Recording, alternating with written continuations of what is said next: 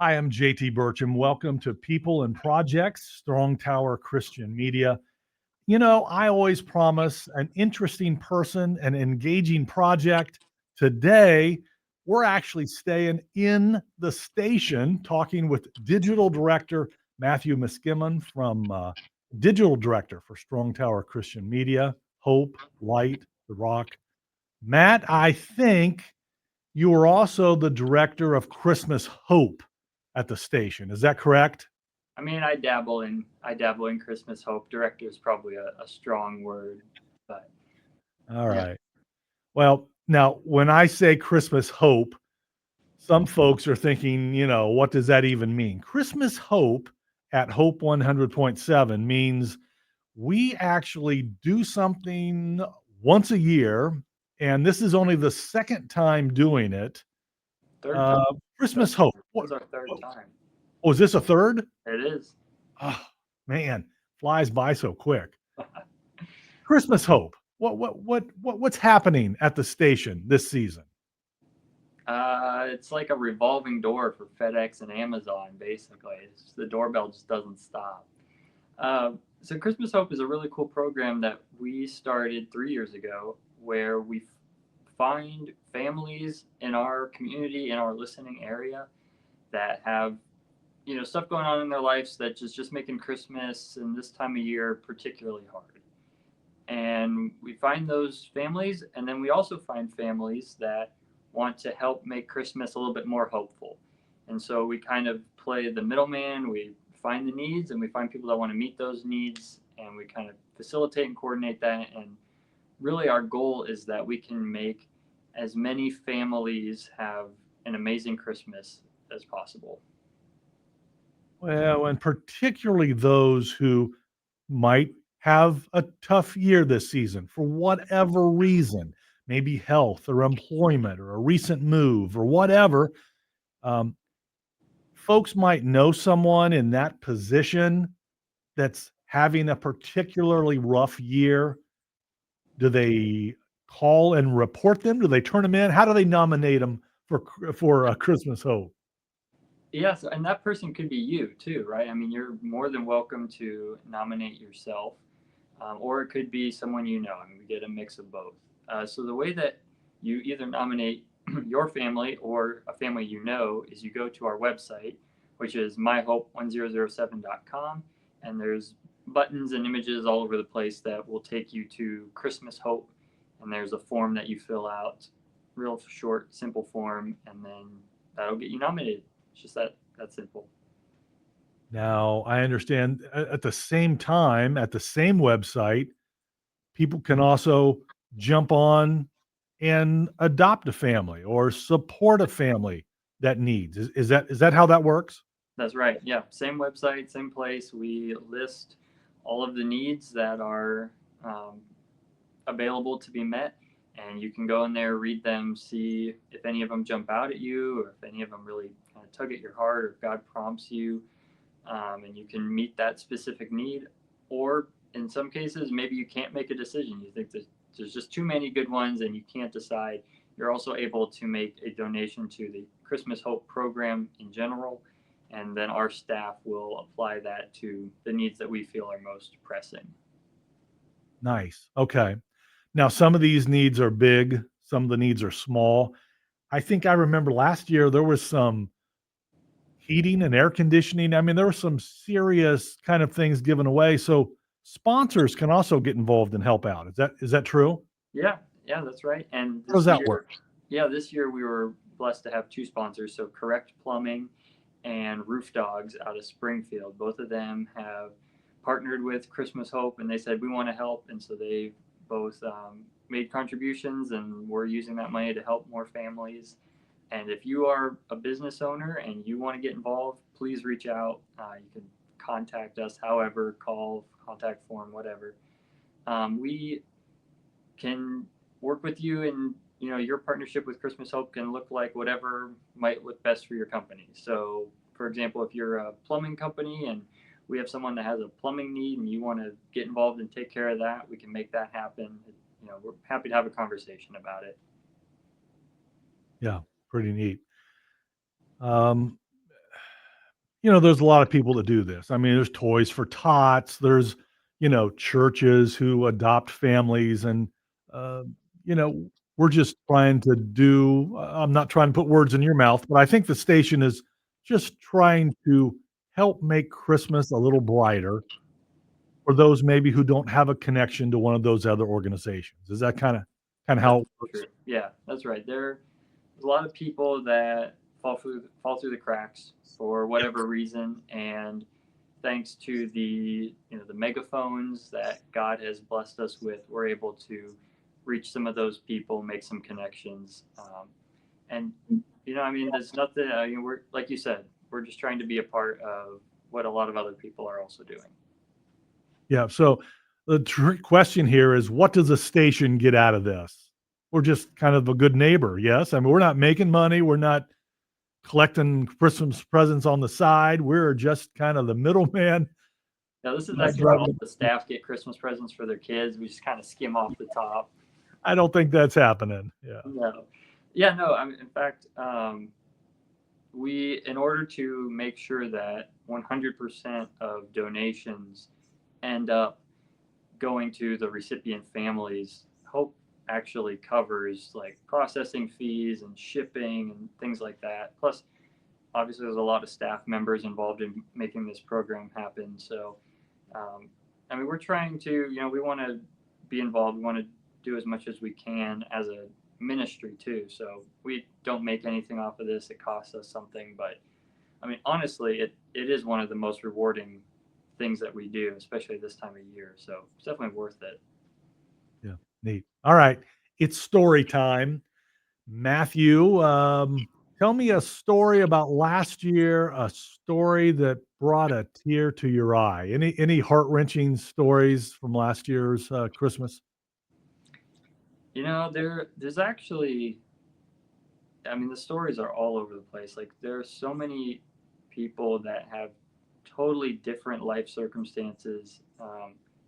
There's so many reasons why somebody might need a little extra hope around this time of year. I remember there's one lady who her husband was he was dying. I mean, he was very sick, and they had just gotten news that this was probably going to be his last Christmas.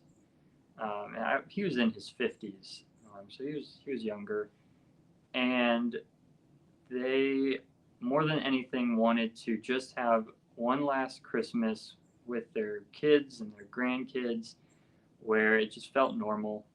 It just felt like a regular Christmas time with family, and obviously with medical bills and all that stuff going on, they really didn't have money for presents or things like that. And we had a family that this story resonated with them, and they came along and they said, "We want to help you have one last Christmas with your family," and so they presents and dinner and everything that just kind of helps make Christmas a little bit more magical. And so they had one last Christmas with their family, and the gentleman did end up passing away shortly after, but Oh, his kids and his grandkids, at least, they got that one last special memory together. yeah.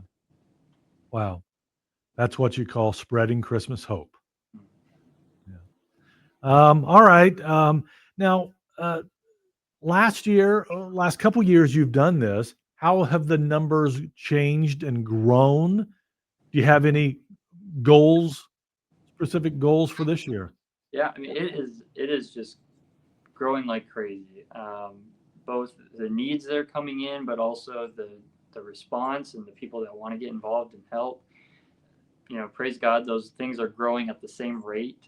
Um, so the first year we did it, it was pretty small. I want to say we had 40 families or so that we were able to meet needs for, and then the second year we did it, it was more than double. We had 90 families that we were able to help. And this year, I mean, we're just getting started, and we already have over 90 needs that have come in. So I don't know where God's going to take this, what the final tally of this year is going to look like, but I'm encouraged that despite the need being greater, the response is keeping pace. So, I my goal each year is just that we're able to help as many families as possible. So, I mean, and praise God, both the years we've done this prior, we've had pretty much 100% success on that. Like every family that submitted a need, we were able to help them. I We'll was see going what to happens. ask that. Okay, so pretty much every family ends up with something at least, Right. yes, Yeah, some exactly. part of their That's right. Yeah. need. Now, what's the craziest gift you've heard? Any out of the ordinary things that you thought, oh boy, can we do that? Can we do that? There are a couple. One thing that comes to mind. So there was this widow. Her husband had just passed away a year or two ago, and she worked her butt off. And I mean, I forget how many jobs she had. It was a lot of jobs, and she worked and she saved, and she was able to buy a house for her and her kids, which was just answered a prayer for them, huge blessing. They moved in, everything's going great, and then all of a sudden their one and only bathroom stops working. They had just plumbing problems. The toilet wouldn't flush. I mean, you can use your imagination. It was not a good situation.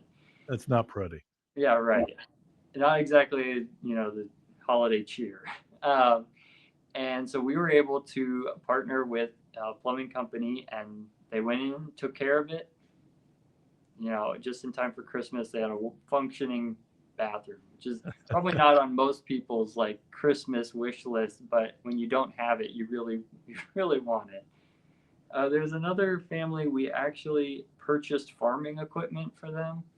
There was a small couple that had a small farm, and they were older and variety of circumstances. They were kind of struggling to get by, and there were a couple pieces of farming equipment that they needed to keep things running on their farm.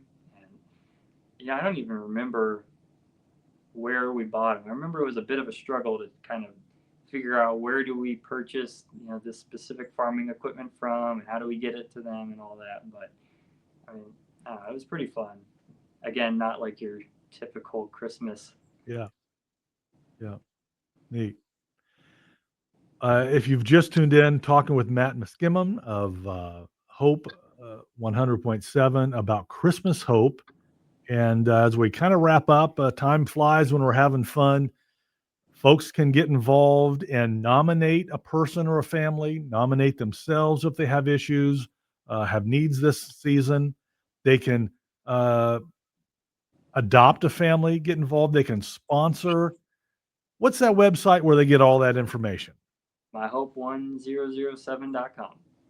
And you keep that up to date. That's your full time gig, isn't it? Try to. Try to. Anything I haven't asked that you want to make sure is said about Christmas Hope before we wrap up here today? What have I missed? Anything else? One thing that is really particularly special to me about Christmas Hope is the local element. Yeah. I mean, there's a lot of programs, a lot of national, international programs where I mean, you could be helping people in Nigeria or California or all over the place, and we keep this one local. So I mean, and we even when families post their needs, you can see what city they live in. So Xenia or Bellefontaine or Dayton or New Carlisle. I mean, like that's a real family that actually lives in that town. And I mean, the impact that this has on those families. I mean, it genuinely changes their life forever because, for one thing, it obviously helps them immediately this Christmas with whatever needs they have going on. Like, obviously, that's a huge relief for them, makes Christmas memorable and happy.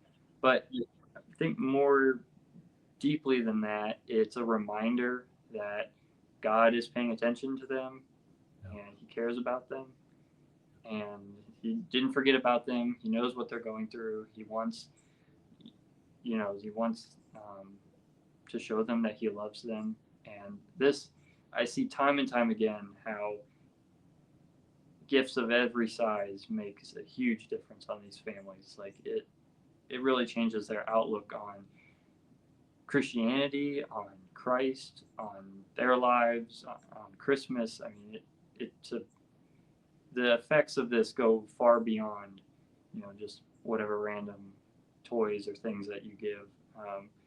And not just for that family too, but they'll have friends and family that know what's going on in their life, and then they get this Christmas Hope nomination out of nowhere, and they see how that affects them, and I mean it reaches a lot further than what you might expect. Great point. Director of Christmas Hope at Strong Tower Christian Media. Thank you, Matt, for sharing your time today. Thank you, JT. One more time, you want to get involved, you can do that at myhope1007.com. Thanks, Matt. Merry Christmas. Merry Christmas.